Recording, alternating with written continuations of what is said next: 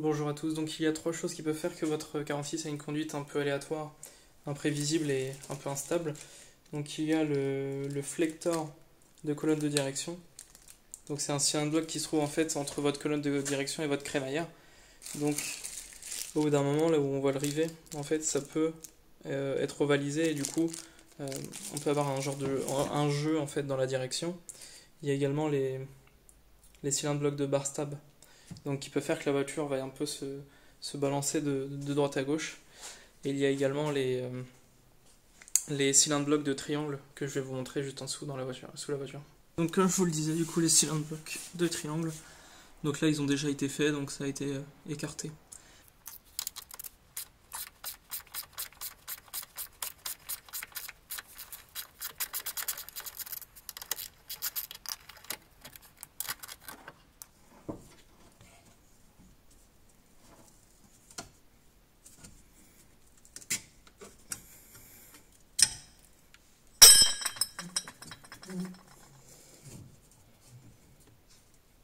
Donc là c'est ouvert à l'intérieur. Voilà, et là on peut le sortir.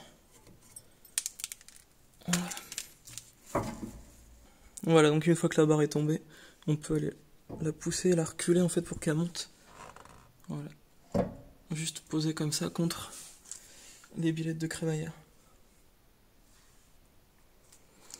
Voilà, donc là on peut voir qu'il s'est frité. Et même, en fait, ils sont plus ronds, ils sont ovales.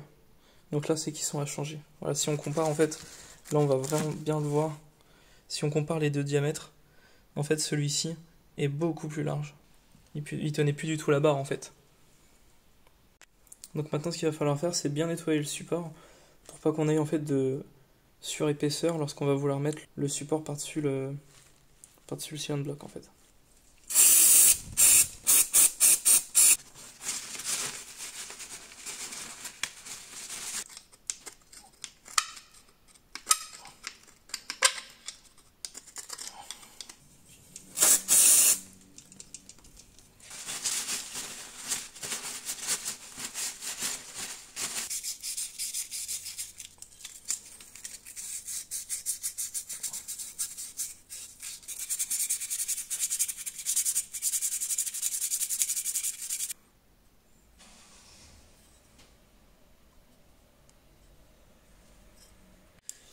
Donc maintenant que c'est bien propre, le but ça va être de faire pareil de ce côté-là. On va légèrement nettoyer. Voilà, maintenant que mes deux surfaces sont bien propres, on va pouvoir passer au nettoyage de la barre stab. Voilà, j'ai nettoyé au maximum la barre. Donc on va pouvoir passer au remontage. Donc pour le remontage, on va utiliser de la graisse silicone. Donc ça va éviter en fait d'avoir un couinement ou un grincement au niveau du joint en fait quand la barre va venir tourner à l'intérieur. Ça ne va pas couiner puisque ce sera correctement lubrifié.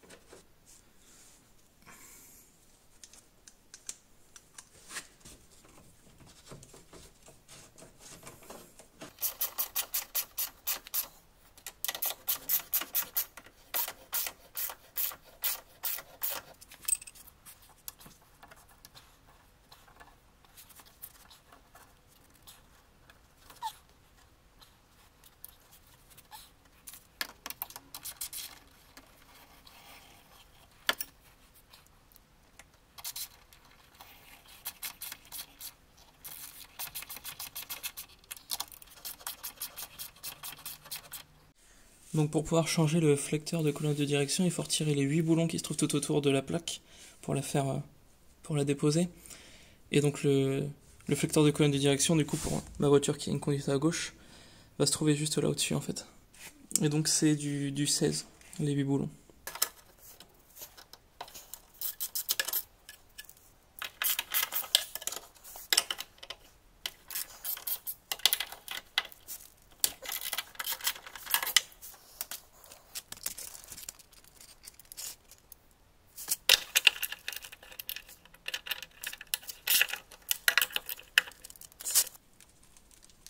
Voilà.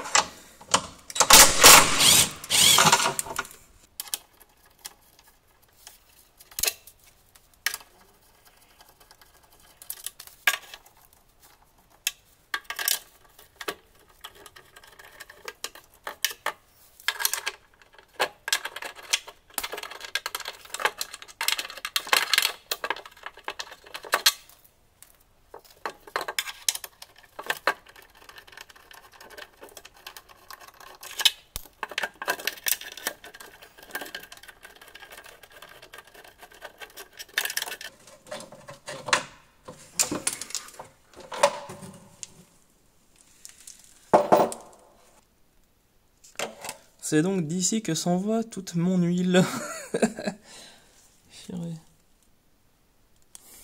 Bah, je vais faire la vidange en même temps. Voilà, donc maintenant que la plaque elle est déposée, on voit le flecteur qui est juste ici. Donc je vais le déposer. Je vous dirai juste après combien c'est les boulons. Du coup, il faut une douille en Torx femelle. Et j'en ai pas. Donc ce que je vais faire, c'est que je vais y aller un petit peu à la Romano. Je vais tricher, je vais prendre une douille normale. Une douille à 6 pans en 8. Et puis ça fonctionne.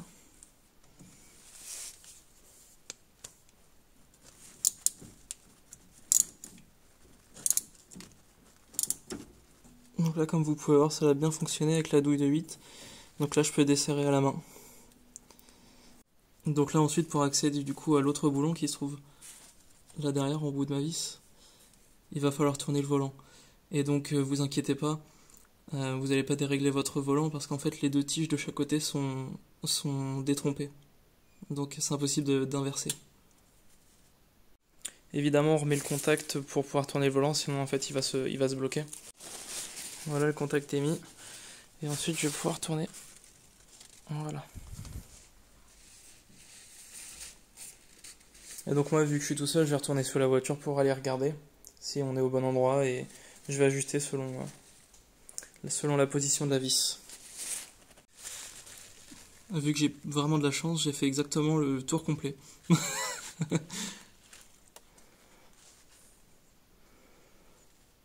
Voilà. Voilà, là il est en plein devant nous. Je vais le desserrer et puis on se retrouve après.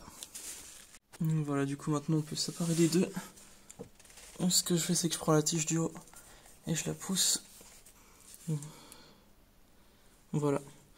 Donc maintenant que j'ai les mains d'or, j'ai désolidarisé les deux et je peux retirer là comme ça. Voilà. Donc là la crémaillère est totalement... La colonne de direction est totalement séparée. Et on peut juste venir prendre le flecteur comme ça et le retirer. Bon, déjà là quand on le prend, on sent qu'il y a vraiment du jeu. Donc voilà. Voilà l'état.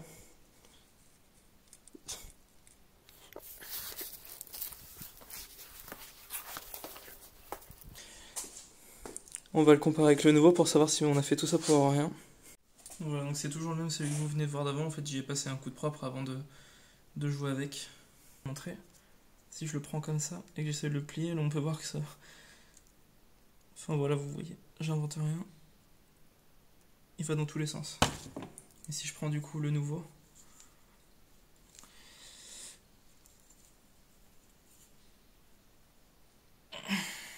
J'y arrive vraiment pas. Bon, c'est parti, je vais aller le réinstaller. On va l'installer exactement comme on l'a désinstallé. Donc d'abord on va le mettre en bas et ensuite on va remettre la tige dedans. Donc surtout faut bien mettre la partie cannelée vers le bas et donc celle-ci vers le haut.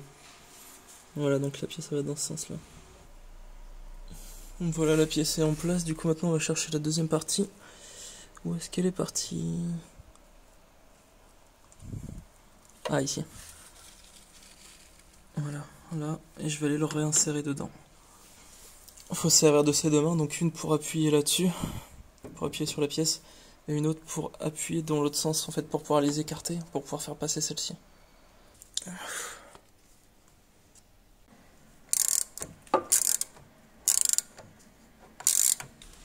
Voilà, celui-ci est serré, donc c'est vraiment le concept de serrer aussi fort que t'es con.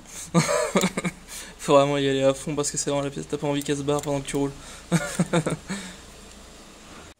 Voilà, donc si tu fais comme moi et que tu laisses le contact, tu vas pouvoir tourner directement la colonne directement en tenant le flector en fait.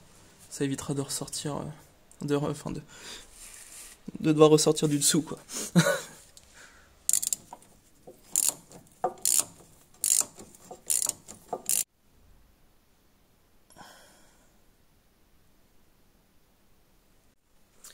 Non, et tant que t'en es là, si t'es comme moi, c'est-à-dire que ta passion c'est pas forcément ramper sous ta caisse, tu peux en profiter pour te faire une petite vidange en même temps.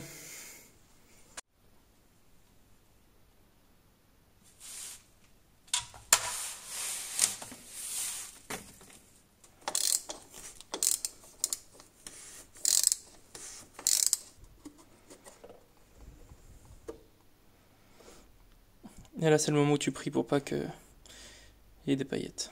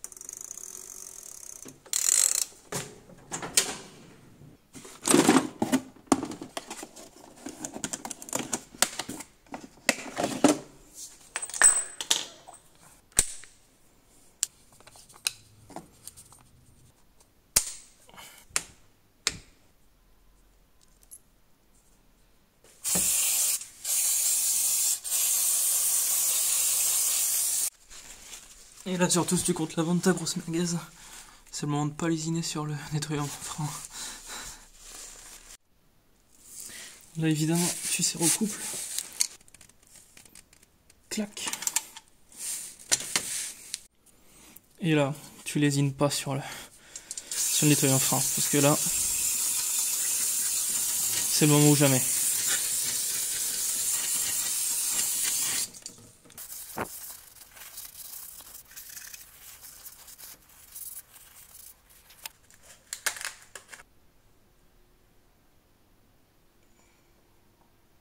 Cascade à ne réaliser que si vous êtes tout seul. Là, tu vérifies évidemment que ça coupe pas. On va pouvoir remettre la plaque et puis descendre la voiture.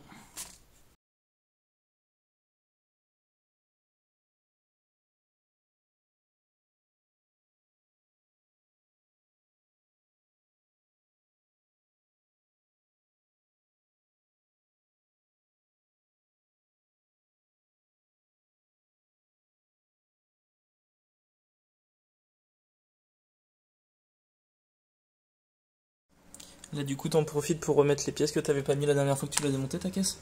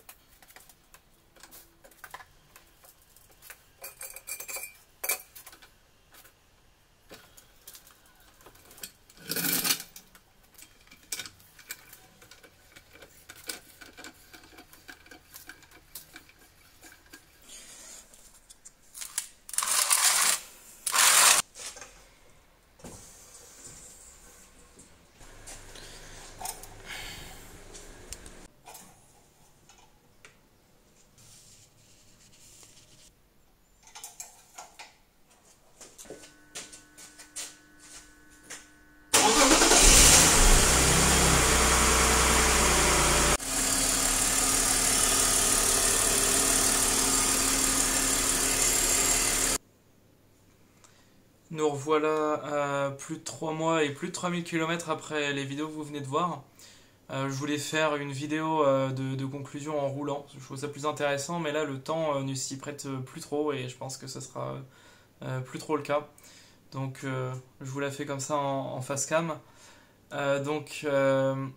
Pour ce qui est du coup de la direction sur la BM, ça a vraiment, mais vraiment, vraiment amélioré le comportement de changer du coup euh, le flecteur de colonne de direction et les cylindres blocs de Barstab. Je pense pas que ce soit vraiment le truc qui ait vraiment fait une grande différence. Par contre, le cylindre bloc de colonne de direction, je vous recommande vraiment de le faire sur toutes vos BM comme ça qui ont plus de 200-250 000 km. J'ai senti vraiment une différence. Il y a à peu près, on dirait, au moins ouais, 60-70% du jeu dans la direction qui a disparu. En fait, pour réexpliquer, je sais pas si je l'avais fait au début de la vidéo, je suis désolé si je me répète. En fait, j'avais vraiment une grande zone morte au milieu du volant. En fait, je pouvais le prendre comme ça et il y avait vraiment une grosse comme ça. Ouais, je devais avoir bien ça du volant qui servait à rien en fait, tout simplement. Et lorsque je roulais à bonne allure, à vive allure, la voiture en fait elle faisait vraiment bateau dans tous les sens. Et depuis j'ai vraiment plus ça, j'ai repris un petit peu de vitesse et il n'y a vraiment plus du tout cette sensation là de voiture qui flotte. Je l'ai vraiment plus en main. Il y a toujours un petit peu de jeu parce que bon, la voiture elle a presque 300 000 km, donc la crémaillère là comme ça je dirais pas qu'elle nécessite d'être changée parce que c'est vraiment très très léger.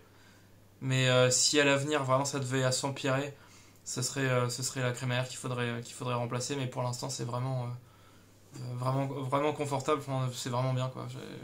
Ça a carrément amélioré le comportement de la voiture et ça se ressent vraiment. C'est vraiment le jour et la nuit en fait.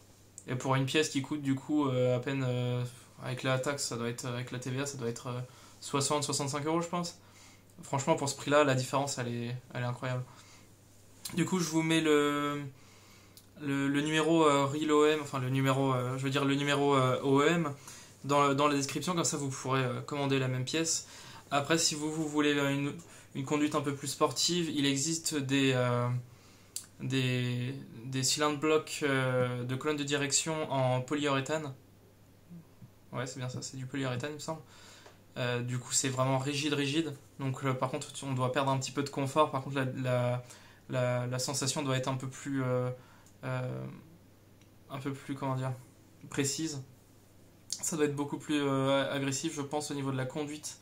Donc pour faire de la piste, par exemple, ça serait peut-être le truc, ou même pour faire de la piste ou du drift, ça serait quand même le truc le plus adapté, je pense. Mais ça m'étonnerait que sur route ouverte pour tous les jours, pour un daily, ça soit très très agréable. Du coup, je vous mets tout ça dans la description. Si jamais vous avez des idées de vidéos, de choses qui vous intéresseraient, n'hésitez pas à me le dire en commentaire. Et si la vidéo vous a plu, vous pouvez mettre un like et vous abonner à la chaîne. Je vais essayer de refaire des vidéos assez rapidement.